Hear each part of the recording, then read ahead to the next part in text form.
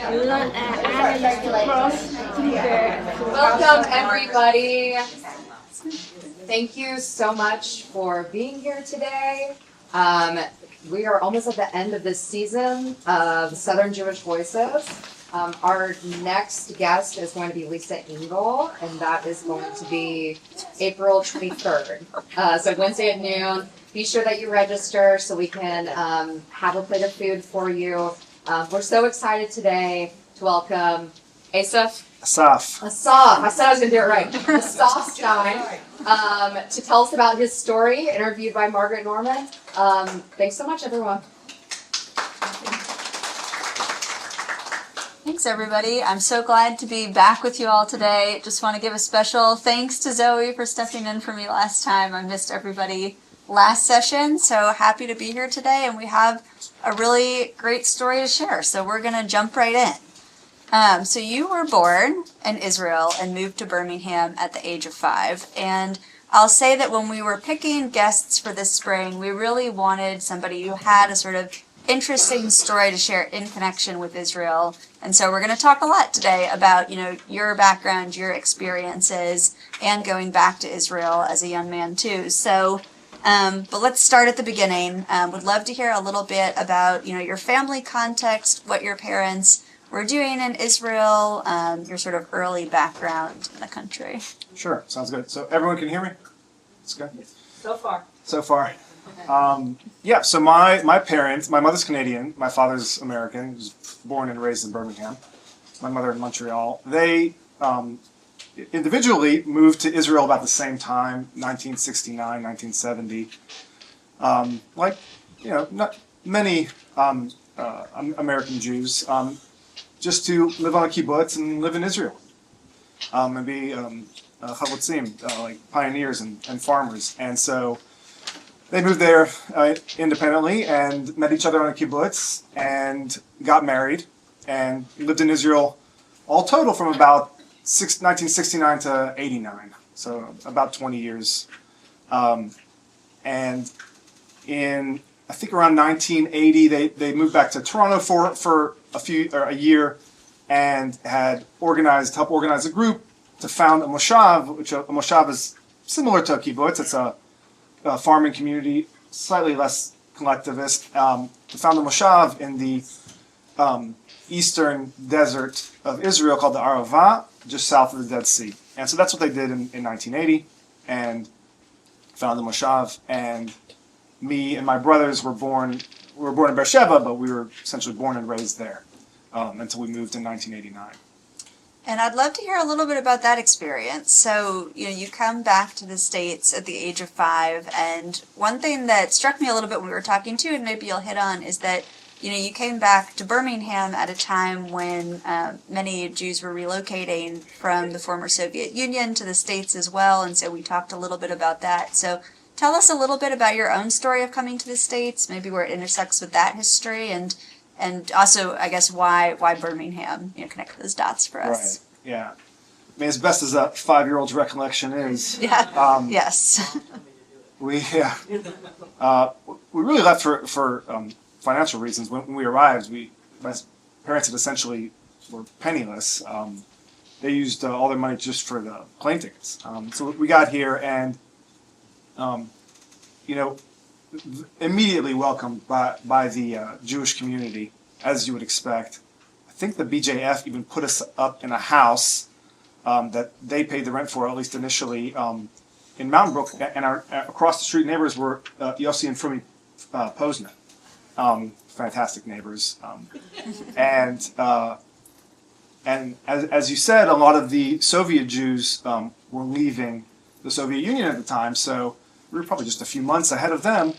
And as we arrived, literally a few months later, all these Soviet Jews started arriving. And when I went to the day school, me and my siblings, all of us had at least 2 or 3 in each class, a Jewish kid from the Soviet Union. And in fact, my lifelong friend, Roman Yakar, is from Moldova. He's a Russian Jew, or former Soviet Union. And so that was really interesting because we were sort of integrating into the community at the same time that a lot of the Russian Jews were. But it was a fantastic experience, very welcoming, in every way, financially, communication, whatever we needed. So it was really sort of a seamless transition. And, young children are good at adapting and integrating. So, but I remember listening to an audio recording of us when we first came here, just like on a cassette, and I had like this very thick Israeli accent in English. But we spoke English inside the house in Israel. Obviously spoke Hebrew, 5-year-olds Hebrew. But then, as I grew up in the States, we still spoke English in the house. So my Hebrew abilities atrophied over the years. And it really wasn't until I moved back to Israel at the age of 28 that I really became fluent again. So. You might not, and again, I know you were 5 years old, and so it's hard to remember things from that time, but I'm curious if you had any sort of culture shock moments coming back. I don't really remember. What's funny, though, is when I came back to the States as an adult, I did have culture shock. Just had 3 years living in Israel. And one of the biggest things is just how green everything is here. It's just green and lush and beautiful. And then just it sounds silly, but the abundance in a grocery store. The variety and the amount. I mean, walking into Walmart is like Mars after, you've been living abroad or in Israel for years. The stores simply aren't that big. There's not as much variety. And, I mean, especially having just been released from the Army, especially, where your options are limited. It was a funny thing to grow up here but still have a culture shock. Yeah, that is really interesting, and we'll circle back to that. But that is something interesting to think about. So I want to hear a little bit more about your growing up here in Birmingham, though. And one question that I always ask people in these interviews is to talk a little bit about their Jewish background, for their family, what the role of Judaism was in their life. You shared with me that you grew up going to KI, to the day school, and you described your family as sort of traditional. And so I'd love for you to sort of tell us what that means and about some of these spaces that you grew up in. Yeah. As you said, we went to KI. In Israel, there's a thing called masorti, which means just like traditional. It's like you're not exactly you don't observe, like all the things about Shabbat and kashrut, but you go to synagogue regularly, you pray regularly and things like that. And that's kind of how we were. So we went to the Orthodox synagogue, Knesset Israel, growing up, and me and my 2 brothers were bar mitzvahed there. And yeah, I mean, that was a fantastic experience. It still is, a smaller, I would say, I think that's fair to say, of the 3 main synagogues. Bethel, Emmanuel, and KI was the smallest. So paradoxically, and this holds true for attending the day school as well, I knew fewer Jewish kids my age group because I went to KI, and most of them went to Bethel and Emmanuel. And the same thing with the day school. Paradoxically, I knew when I went to Mountain Brook for junior high, I knew fewer Jewish kids because I had gone to the day school. Most of them had gone to, the various elementary schools in Mountain Brook. But still, it was fantastic growing up. Had a really good community, very supportive, lots of activities for young Jewish kids to do. And it was a great childhood. Birmingham, I think, in general, is a great place to raise children and raise a family.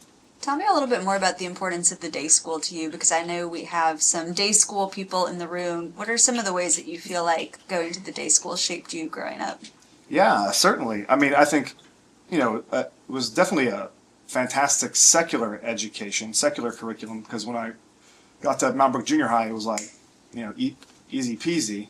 But on the Judaic side of the curriculum, it had an immense effect and imprint on me. I still, when I daven in the mornings, I still use.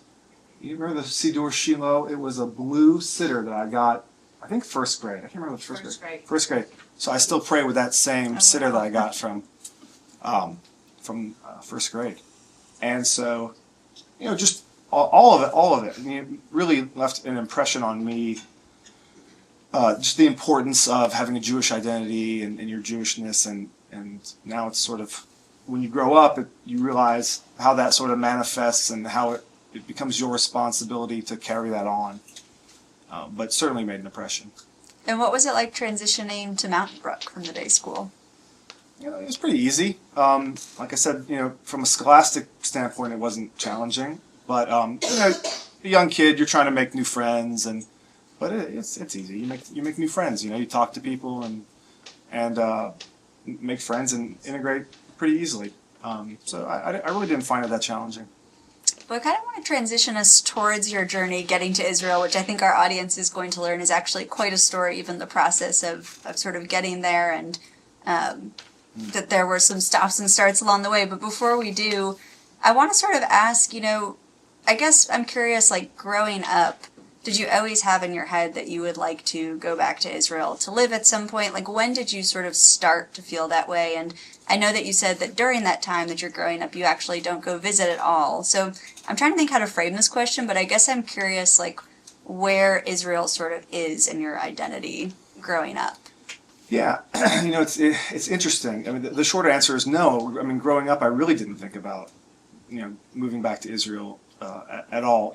My parents are unique because while they're not, they weren't born and raised in Israel, they spent, let's say, from ages 20 to 40 in Israel. I mean, that still has an effect on you, on your personality, on your mentality, everything.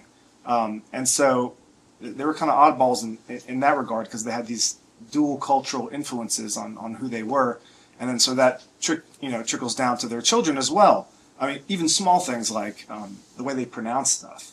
I also think it's because my mother's Canadian, and they're notorious for just mispronouncing things. It's very odd. There's a lot of different influences coming in there. No, I never really had. They would always speak about Israel fondly, of course, but there was never any, certainly no pressure to ever move back or any discouragement. It was just sort of neutral. But it had never really crossed my mind, growing up as a young kid and then a teenager. It really wasn't until I got out of high school. I always liked history and started just on my own reading history and then reading Israeli history and Jewish history, and you begin to gain an appreciation for the uniqueness of the fact that there is a Jewish state, in the land of Israel, which is obviously the exception, not the rule, at least for the last, 2,000 years. And so how unique that is, how lucky you are to live in that time. I mean, my goodness, your ancestors could have only, dreamt of, literally, dreamt of something like this.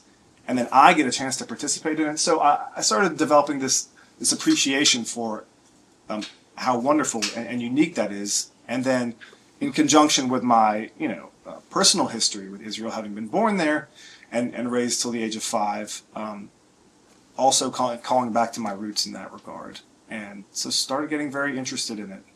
I guess the next thing would have been I actually got on a Birthright trip to go to Israel when I was 19. And it's a fantastic trip. I think it's very valuable, certainly for Jewish Americans or Jews from all over the diaspora to go back and understand and experience Israel, at least in a limited way. But for me, it really reawakened that sense of belonging, of the country I was born in, and a homeland for the Jews, and it sort of just kept on snowballing from there.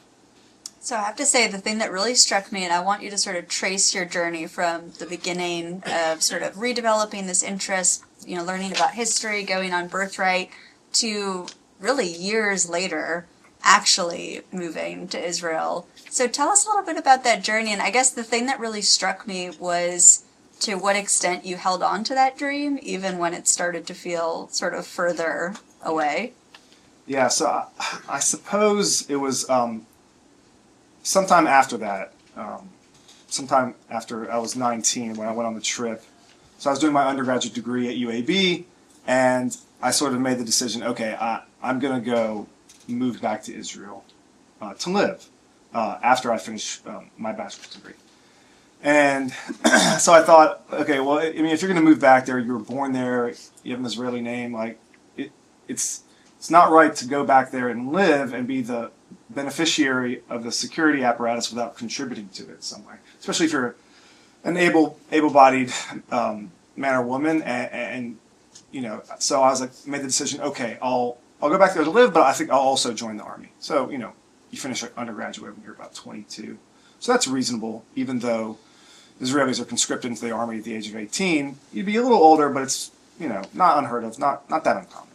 But during the course of my undergraduate degree, I did an undergraduate research internship, and I liked it. And they're like, "Hey, you did a great job. We like you. Would you like to do a fifth-year master's program in biology?" And I said, "Yeah, okay, fine. Well, what's one more year? I mean, it's a master's degree, and it's subsidized through federal grants, so I don't have to pay for it. Okay, fine. I'll do a fifth-year master's. What's one more year?" So I start doing the fifth-year master's, and they are like, "Hey, we like you. You're good at this. You want to stay and do a PhD?"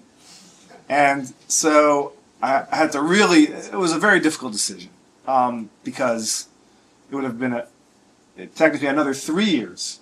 So in 4 total, so that would have made me 26. That's starting to push it for enlisting in the Army, for any Army, certainly the IDF. But I said, I really struggled with it, but at the end I said, okay, you'll regret if you don't do a PhD. Like, it's something you'll have for the rest of your life. It's a fantastic opportunity. I genuinely like doing research. I still do. And so I said yes. Well, I don't know how many of you are familiar with academic research, but it always takes longer than advertised. And in fact, my graduate mentors, right after that, had a grant-funded, retired from academic research and moved to California. So I was sort of orphaned as a doctoral student. So that added on another year. So anyway, long story short, long story long, after 5 years, I finally graduated. But over the course of that, you're just getting older and older, and the odds of you successfully enlisting into the IDF, especially into a combat unit, which is what I wanted, are just dwindling, like year after year, But I'm just like, no, I'm doing it. And not that I advertised the fact, but certainly to my friends and family and my mentor, I'm like, I had to tell my mentor, because the expectation is you're going to go into academic research after you finish your PhD. You're going to go do a postdoctoral fellowship and be a professor, etc. And so I was like, I'm not going to do any of that. I'm going to leave the United States and try to join a combat unit in the IDF.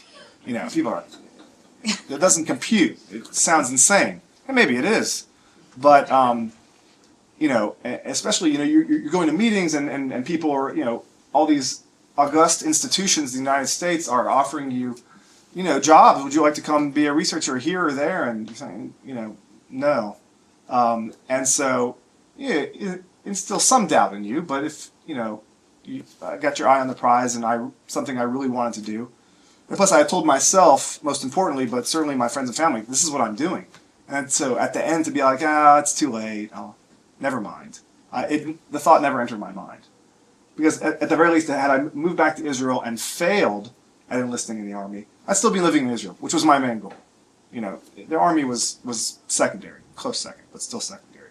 So, should I keep going, or should we? Yeah, you can keep going. Yeah, this is your story. So I at the end of 2012, I finally. Let's see. I was 28, right, which is really pushing it. Again, for any Army, combat or otherwise. Moved to Israel when I was 28, and made Aliyah, and yeah. So I want to kind of build off something you said, because it is so interesting to me to think about, being in these meetings with mentors, etc., and they're sort of asking you about your next steps, and you're giving them this information that is just totally, like, what are you, like, did you get any of those reactions from family and friends, too, or not so much? And I guess, not only about making Aliyah, but joining the Army specifically, like, were there people in your life who sort of, doubted that you'd be able to do that, or that you should, or? No, not that I can remember. My friends and family certainly knew me well. My mentor knew me well. It wasn't like I sprung it on her on graduation day. Yeah. We had sort of been, talking about it for a while, so it was no surprise to her. But they're less, familiar with any of these processes. None of them had military backgrounds except for my father, who served in the IDF as well. So they didn't know the challenges that would accompany this sort of journey. But no one really ever discouraged me or said it was crazy. Again, some people who I didn't know as well, who wanted me to pursue an academic path, were maybe perplexed, but never really any discouragement. My parents were, again, sort of neutral. They lived in Israel for 20 years. those aren't easy years. 1969, 1989, a lot happened. It's always something happening in Israel, but those are certainly challenging years. So they were in no way naive as to the challenges of not even joining the army, just living in Israel. It's very different than the United States. It has very unique challenges, just sort of day to day. And so they really were neutral. They didn't try to discourage me, but there were, some very sort of sobering comments about just the challenges of living in Israel. But they were supportive, certainly. Yeah, something just struck me that might be interesting to add here too. You were sort of talking about how those were challenging years that your parents were in Israel. So maybe just share with us what year you land in Israel, and just give us a little bit of context of what's happening in the country, like in the moment that you arrive. Yeah, so I arrived in 2012, and the IDF had just finished. Yeah, so just a very brief history. So you have Jews living in Gaza since after the 6 Day War, when they took it over from Egypt. Places like Gush Katif, these settlements in Gaza, and they are living there up until Ariel Sharon's disengagement in 2005. Following year, the Gazans have elections, and they elect Hamas. That's the first and last election they have in Gaza. And Hamas, about every 3 years or so from that date, would start a rocket war with Israel and just indiscriminately shoot rockets. We're all familiar with that, certainly. And it happened in 2009, Cast Lead, Amud Anan in 2012, and then the operation that I fought in 2014, Tzuk Eitan. And so when I arrived in 2012, they had just finished that. There was no ground invasion in 2012, but there was certainly aerial attacks on Gaza in response to rocket fire. So it was like just off the heels of that. It had been a few months before. But other than that, I mean, the country was relatively quiet. And I went to go live in Jerusalem in an ulpan, a little sort of institute that teaches new olim, new immigrants Hebrew and cultural stuff and general integration into the country.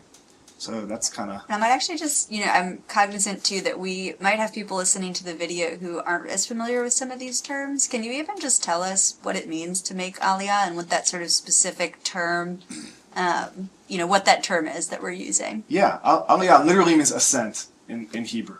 So, right, what I love about the Hebrew language and just small things in Israel is, and Judaism really large, is there's symbolism in everything. You don't say or do anything just for no reason. And if you don't know the reason, somebody else does. And so, little things like that. Aliyah, it's an ascent. It's not a physical ascent. You're not going up. It's an ascent because it's to a holy place, the land of Israel, promised to the Jews by God. So that's Aliyah, and leaving it is Yeridah, descent. And so that's what that means. And people might not know, too, that there are sort of mechanisms in place to help people Absolutely. when they come over. So talk a little bit about, what those structures are like. Yeah. One of the main ones is called Nefesh B'Nefesh, and they help Jews from all over the world to make Aliyah, to move to Israel, and really helping them with everything, from passports to ID cards, driver's license. Most, if not all of it, is geared towards just that, just civilian life. There is a small portion of it that's dedicated to helping younger people who are, eligible for the Army, if they so desire, to enlist in the Army. Well, that's a good segue, and because you actually were in sort of a different boat, as we learned, Yes. It took you some time to get to Israel, so you arrived, you're a little bit older, I think 28, right? Yes. Which, this is not my term, but it's what kept coming up, which was advanced age. I think both when we spoke and in some of the articles, I think in Southern Jewish Life. So tell us about trying to get into the IDF at an advanced age and what that was like. Yeah. I don't remember using that term myself. Sure. It's been written a few times. I didn't make it up. Yeah, so Israeli bureaucracy is sort of famous or infamous for how difficult it is to navigate, certainly for people who aren't Israelis. And the enlistment bureaucracy for the Army is geared for one specific thing, as you might imagine. It's geared towards taking kids out of high school and integrating them into the Army. Now, they do that quite well, especially if you have some unique skill set that would, lend itself to a certain unit, cybersecurity, whatever it may be. So they're very good at that, identifying, people or kids, with unique skill sets and putting them in the appropriate unit, or just getting all the draftees, integrated into the Army, wherever they may be going. And there simply is no established mechanism for getting people that don't fit within that framework into the Army. Certainly not an Oleh Hadash, a new immigrant, and certainly not one that's 28 years old. So they just really, they're like, thanks but no thanks. And so it was very difficult. I was living in Jerusalem at the time, so I went to the enlistment office in Jerusalem. And they said, well, you were born in Beersheba, so you got to go to the Beersheba office. This is just like par for the course. Right? It's not like, and so you go to the Beersheba office, and they're like, "What? Why are you here? We don't understand. Like, what? You're 28." They just simply, literally, they don't get it. And I spoke good enough Hebrew at the time, so it wasn't a language barrier. It was like a conceptual barrier. They didn't understand why I would want to, and then how they would go about doing that. So to get anything done outside of a normal framework in Israel, you got to know somebody, and I didn't know anyone. And so the only person I kind of knew was this guy who was a retired colonel from the IDF that worked for Nefesh B'Nefesh. So I went to him, and I said, you got to help me navigate this. I don't know how to. So he calls a guy who calls a guy who calls a guy, and long story short, I got literal doors slammed in my face, no for months and months. And the whole plan was 6 months, my first 6 months in Israel. And as I was finishing it up and getting all these no's and getting all that, I was like, my God, if this fails, this is going to be a disaster. I told myself, I told everyone else that, this is what I'm doing. These are my plans. I really didn't have any other plans. And so I was just getting, negative answer after negative answer. And finally, this guy from Nefesh B'Nefesh hooks me up with the highest officer in charge of enlistment for the IDF in the central headquarters in Tel Aviv. And I go and I see this guy, and he's like, well, you have to understand, we've had trouble with older people, and when he says older, he means 24, trying to enlist, especially Olim. They think they want to be in the Army, they get in, they decide this is not for me, I made a mistake. It's just a whole thing. We just, I think the answer is no. And I go, no, you don't understand. That's not me. I would never quit. This is what I want to do. And he says, you have to understand that, there's only been, 5 people in the history of the IDF that have enlisted after the age of 26. And so me, very cocky, he was like, so I'll be the 6, and so he kind of puts his head down and finally just thinks for a second and calls in his secretary, and they're talking blah blah blah, and it was very unceremonious. He's like, all right, go talk to her. And I was like, is that a yes? Is that a no? What? and so I go talk to her, and she's like, okay, this is going to be your draft date. And again, very unceremonious. They don't care. They're just kind of really just trying to get me out of their hair. And here's your card. Here's this. Show up here at this time. And I'm like, again, it was just so I did it. I succeeded. And I remember his name. His name was Yossi Matzliach, which means Matzliach in Hebrew means success. Matzliach, to succeed. So I thought that was very that is kind of fitting. Very apropos. But yeah, it was a fantastic moment for me, even though they were sort of annoyed at me. I was like, yeah, I can't believe I did it. It's been such an uphill battle, and I finally succeeded. And so I end up enlisting, actually, into the what do you call it in English? Whatever, the building where they take all the people in there. All right, you're in the Army now. Here's your uniform, and put you on a bus to a base. Was on my 29th birthday in July. And everyone else around me is 18-year-old high school kids. And here I am 29 with a PhD. It's just duck out of water. And was that socially difficult? I'm just kind of curious. Yeah, I guess I can switch on my immaturity when I need to. And they were certainly immature. I mean, they're 18-year-old kids. They're like just out of high school. But two things. The first is that my commanders, I ended up going to Golani. My commanders were so impressive from the very beginning. Not just the officers. So in Israel, there's no. It's not like the United States where you go to officer training college. You don't go. There's no West Point, Annapolis. That doesn't exist in Israel. Everybody enlists as an enlisted, as a draftee. And if you choose, you can go to a commander's course. And if you so choose, you can go to an officer course. It adds on an extra year from 3 to 4 years for men. But it's all through the direction of draftees, of an enlisted. Mm-hmm. So any officer in the IDF was at one point in time an enlisted, private. And so both the commanders, I mean, these guys are 19, and maybe my officers are 20, 21, were so impressive that it was very easy to,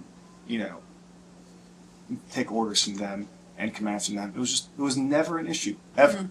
Because they were so impressive. They were so selfless, very professional, and they were just great. And they were great in basic training, and they were great in operations, and they were great in combat. They were fantastic. So I never felt like, I'm 28, and you're 19. You can't tell me to go scrub the toilet. It just, I don't know. You really have to put your ego to the side, because it does you no good. It doesn't do them any good. It doesn't do you any good, and that's not why you're here. Nobody cares that you have a PhD, and why should they? That's not what we're here for, right? This is a combat unit, and they had a skill set that I didn't yet have. So there's a hierarchy, and you're at the bottom. So it is what it is. Yeah. And the second thing I was going to say was that my fellow soldiers, right out of high school, 18, very immature, and sometimes they get on your nerves. You can imagine the types of things that 18-year-old boys talk about. I don't have to tell you here. And but I noticed, even just after the first year, how mature they became. And it wasn't just because, so it's like basic training, and then because I was in a special unit, you have special training. But after about 9 months, you're done with most of the bulk of your training, and you start operations. And so after a year, I noticed, gosh, you guys are so much more mature. So much more mature. It was really amazing to see. And what it highlighted for me was that, obviously, the IDF serves its tactical and strategic function of defending the state of Israel and protecting it from its enemies. But it also serves a very important function, which is basically, maturing and taming these young kids. And think about their cohorts in America. You get out of high school, and you basically go, party on your parents' or the government's dime for 4 years at college, whose ostensible purpose is to educate you to some degree. But, it's not military service. Whereas Israeli kids, straight out of high school, straight into the army. And even if you're not in a combat unit, it's still obviously very rigid, very structured, and you grow up very quickly. And to see that in front of my eyes was really amazing. Yeah, that's actually really interesting. Well, tell us a little bit about your 3 years in the Army, about the unit you served in, and give us, some of the big points of your IDF career. Okay. So I enlist, and they basically let me choose what unit I wanted to go to. And I had known a little bit about the operational histories of some of the units, some of the battalions, but I chose Golani in part because it sounds kind of silly, but each battalion has a different budget, and Golani had a good budget, which just means that we have you can train more, you can do more things. You've got maybe newer armored personnel carriers, whatever it may be, newer rifles, and so Golani has a pretty storied past. So I was like, okay, it's in the north. I'll go. I'll enlist in Golani. So I enlisted in Golani, and I really wanted to try out for special units, but again, at 28, I kind of missed the opportunity. Like, I was lucky to be there. Like, I couldn't have waited for future cycles to try out for top tier units, but you could, within Golani, there are special units. So I tried out for a special unit, and it's like a lot of special forces combat units. You really they can't kick you out of it. You can only choose to quit. And so it was like almost a week long, and so we started off with 250 guys. This is all voluntary. Start off with 250 guys, and I'll kind of go through it quickly, but obviously very grueling, sleep deprivation, and physically demanding and intensive. And I think after a week we had, I think 90, 97, 90 something. So whatever that attrition rate is. And so I was able to get into a special unit inside Golani, which was great because it allowed us to do special operations. And so we finished basic training, advanced training, and very quickly started operations. I think the first one was on the Syrian border. So it's a reconnaissance unit. Reconnaissance basically means you have smaller groups, as small as 4, and you go do intelligence gathering, special operations, apprehensions. Sometimes we facilitate military intelligence operations. So it's a little bit more above and beyond your regular unit, which is basically their main function is to guard the border. And so we were in Syria on the Golan Heights doing operations there. And so as I was what's called a Chayal Boded, which means a lone soldier. So basically what that means is you don't have any family or friends, in the country. And so they support you in a number of different ways. One of them is they give you an adoptive family, so you have somewhere to go when you're released, from the army, every couple of weeks. Somewhere to go for Shabbat, somewhere, laundry, somewhere to sleep, that kind of thing, which was fantastic. I had an adoptive family on a kibbutz outside Kfar Saba, which I still keep in contact with to this day. Just fantastic. And another thing they do is they will let you, if you want, go visit your family from whatever country you originally came from. So for me, the United States. And so after a year and a half, they pay for it, a trip back to the States to visit your family. And so at the time, this would have been June of 2014, and we're in operations on the Syrian border, and my trip's coming up, and Hamas is starting to shoot rockets into Israel again. Sometimes they would do this and it would kind of fizzle out, it wouldn't escalate, but this seemed to be different and was heating up again. So I told my commander, I go, listen, I got this trip coming up, but this rocket wars, these rockets seem to be increasing in frequency, and our response seems to be increasing, so it's escalating. I kind of don't want to go on this trip, I want to stay here in case this thing heats up. And of course, very Israeli, they're never worried about anything. What are you talking about? It's fine. Nothing's gonna happen. Just dismissive. Go on the trip. And so I was like, okay, I guess I'll go on this trip. So I go back. It was great to see my family and friends after a year and a half. I get back to Birmingham, and I'm here for 2 days. I'm constantly texting my guys back on the Syrian border, what's going on, this and that, it's heating up. And then I'll never forget this. I was sitting in the dentist's office, just waiting for the hygienist to come in to get some dental work done. And he texted me and he says they're sending the battalion down to Gaza. Now anybody knows anything about Israeli geography, it's basically the opposite ends of the country. So we're in the Golan Heights on the Syrian border. They're packing up the entire battalion, replacing us with a reserve unit and sending us down to Gaza, right? So, okay, you don't just do that willy-nilly. Even though in 2012, there was a bit of a build-up, but there wasn't a ground entrance. So it's freaking out. I'm I gotta get back. I can't just be, what am I gonna do, sit here and with my feet up, going to brunch while my guys are, that's intolerable. So I called my officer and said, what's going on? Why didn't you call me? Sending the whole battalion down to Gaza? He's like, it's gonna be, again, it's gonna be fine. And I end up getting in a screaming match with him. He's like, you're not coming. Yes, I am. And so I basically just took it upon myself and just booked a flight back to Israel. And I was supposed to be here for a month. And the first 2 days, I'm flying back. And so I get back to Israel. I land, and as soon as I land, there's Qassamim, there's rockets exploding over the airport. So my adoptive family picked me up from the airport, and we're driving we're driving back to the kibbutz, and like multiple times we have to like stop the car, red road sirens, get out of the car, go under an overpass, and like boom, boom, all these rockets are because they're rocketing the airport, but the Iron Dome is intercepting it, right? So it's just boom, all these interceptions above your head. So finally we get back to the kibbutz, and I call my guys, and I'm like trying to get a bus down to Gaza, where it's Nahal Oz is where the staging area was, a kibbutz on the Gaza border. And they're like, you're never going to get here in time. It's fine. We're not going in tomorrow. Like, just come in the morning.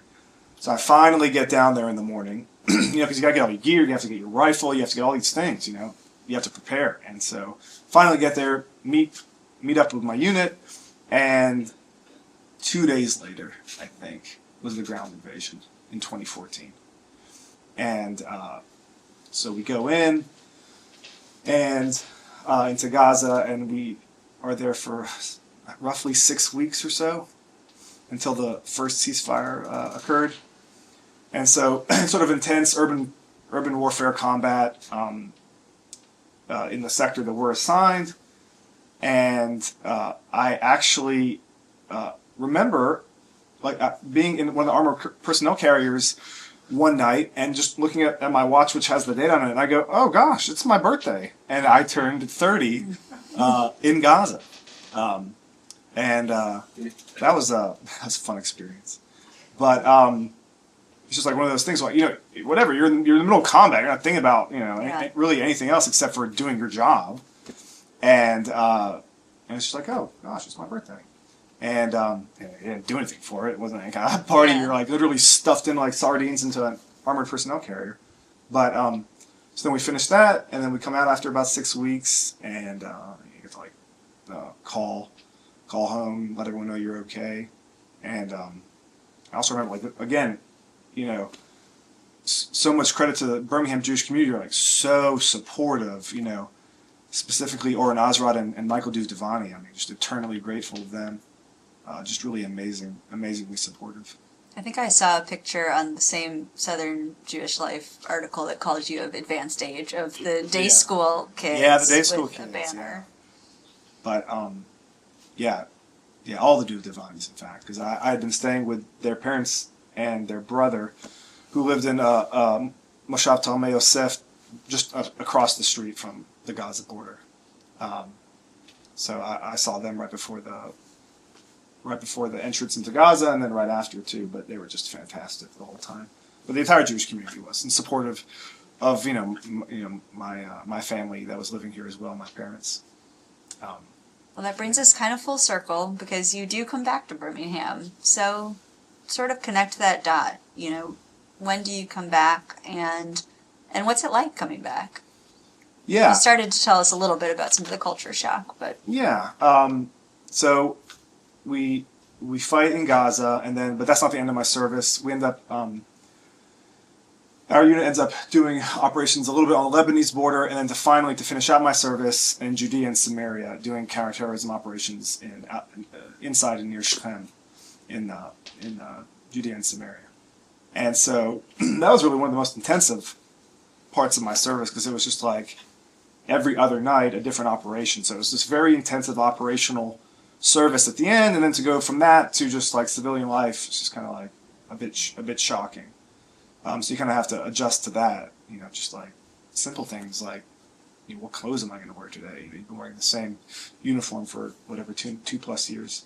But I'd actually, before I left the States, the first time in 2012, I'd actually met my now wife. And so we kind of kept in touch on and off, and then we sort of started talking more. And I really didn't have any plans to leave Israel, but she was in the middle of her pharmacy residency, so I made the tough decision, to move back to the States to be with her, and then we eventually got married. But yeah, that was a tough adjustment. So it's not only from military life to civilian life, but then also Israeli life to American life. And it was difficult, but it is what it is. You sort of just have to get over it. But so we originally moved to Memphis. We lived in Memphis for a couple of years, and then we moved back to Birmingham. So like we've lived here since 2017. My wife and I, we have 3 children. One of whom is my son's age, Yes. and I've seen them getting a few squabbles about snacks at Tachibot, but I can very imagine. cute. But let's see, what was the other part of your question? No, I think you answered it, but I'd love to kind of transition as we're getting to the close of the interview, and so I have just a few sort of closing questions for you. And one, I've got sort of one more heavy question, and then 2 lighter questions to round us out. So my last sort of heavy question for you is just, you know, when we were talking previously and thinking about asking you to do this interview, you know, one thing that I was wondering about is sort of how you personally have been, you know, processing, dealing with the last 2 years. You know, it strikes me that it's probably hard to be here in some ways and be watching everything that's happened post October 7th with your own personal connection. So maybe you can just share a little bit about that, and then I'll give you 2 sort of later closing questions. Yeah, no, it's, you know, certainly difficult. Mostly from just a feeling of helplessness. You know, when you're in the Army and something like this happens, you can go do something constructive. You can go, you know, have, you know, a military response of which you are a part of. But, you know, when you aren't in that, you have a feeling of helplessness. You know, and when it first happened, you know, you're like, all these thoughts are running through your head, like should I jump on a plane and go get in a reserve unit? You know, like these thoughts go through your mind. And then, you know, you have to realize that, you know, while you have a lot of priorities and responsibilities, you know, your primary one is, you know, to your family. And so you know, I remember talking with Rabbi Friedman briefly about it, and he's like, yeah, you need to be there, and you need to be here, but you're going to stay here. And, you know, if I could tell you, if I didn't have a wife and children, I'd have been on the first plane, you know, first plane back and get a reserve unit. That wouldn't have been as hard as originally enlisting, right? Because reservists are essentially, you're a reservist till you're like 45. Mm-hmm. So that would have been easy to do, and I probably would have done it. But you know, it's difficult because you know once you climb down off that tree, you're like, okay, no, obviously my wife and my 3 young children need me here, and I can't just be like, bye. I don't know when I'm coming back. So that's, you know. But then, as that sort of settles and you understand what's going on, you know, at least as a combat veteran, I was like angry and confused. We're like, you know, how does something like this happen just from a tactical level? Because, you know, I was on that border. I was in these neighborhoods. I was doing these things. I am intimately familiar in how this stuff works. And it was just like mind-boggling to me that something like this could even happen just from, you know, as a possibility. And then you begin to realize and read about how it happened. Again, just from a military standpoint, you get very angry. Yeah. And so, you know, but then you know, again, that sort of, you know, subsides and you just focus on, okay, well, how can I help? You know, donating to Hatzalah or FIDF or any way you can help to help. And so that's kind of what I focused on. And obviously, always staying in contact with all the people who I know and love in Israel, you know, many of whom were directly affected by October 7th. And you know, people who I know who were kidnapped and murdered, you know, and just trying to help them once they have to flee their homes, helping them return to their homes, you know, in any way I can, which is limited. It's mostly through donations, but also just, you know, kind words and support and things like that. But so it's, yeah, it's tough. It's tough when you're far away and you can't directly, physically, you know, help in ways that, you know, you could and would. Yeah, absolutely. And I'm sure everyone in this room can understand to some degree that feeling of helplessness. Though, again, you have that deep personal connection. Okay, hard to transition, but 2-part closing question, just to add a little bit of joy to the end of the interview. One, would love to hear what you love about raising children here in Birmingham, about raising Jewish children here in Birmingham. And two, something that you particularly loved about living in Israel. Yeah, sure. I love Birmingham. It's a great, just in general, a great city to raise children. It's not too big, it's not too small. And from a Jewish perspective, it's got a fantastic Jewish community. Like, okay, it's obviously not the biggest Jewish community.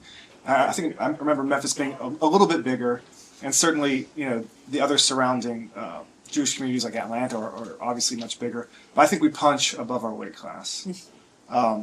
Again, even from when we first moved here, giving the BJF, giving us a house to live in, to even till today, just all the things that are available to you, as a Jewish American, are fantastic. So the day school for sure. All the Jewish functions. They still do the You Belong in Birmingham. Still do that, yeah. Yes, you've got our You Belong leader right back there. That's fantastic. It's very important. Because you have these things for sort of all age groups, which is very important because you need to have that connection throughout your entire life. Obviously, for young children, it's very important that they have a Jewish education and Jewish identity and have that connection. I think the day school and Ilano Chabad does a fantastic job of that. All the camps, all the schools, it's great. What you do for older young adult Jews is fantastic, and just sort of it's a tight knit community. We all know each other. It's all very, very supportive. I mean, I've just experienced just nothing but support. Whenever I've done things, either going to Israel or first coming here, it's just amazing. I really do think we punch above our weight class. We do a job that is, not just as big as our numbers would tell you. So it really is fantastic. It would be much more challenging, especially, now when my biggest focus is raising children, specifically Jewish children. It'd be much more challenging to do it in a different city, really any other city in Alabama. Not that those other cities like, Mobile or Montgomery, let's say, have no Jewish presence or community. I'm not saying that, but it would be more of a challenge. And, especially it's sort of a paradox that in a country that's so prosperous and pluralistic and accepting and tolerant like the United States, paradoxically, it can be harder to hold on to your Jewish identity and to raise Jewish children with Jewishness because it's just so accepting. It's so easy to just, disappear into the ether in terms of that aspect of your identity. So that presents a unique challenge for parents. But I think as a community, we're well poised to sort of meet that challenge. That's a great answer. I think that actually gives us something sort of interesting to think about. You've kind of hit the nail on the head there around some of the challenges that parents are facing today. So that's interesting.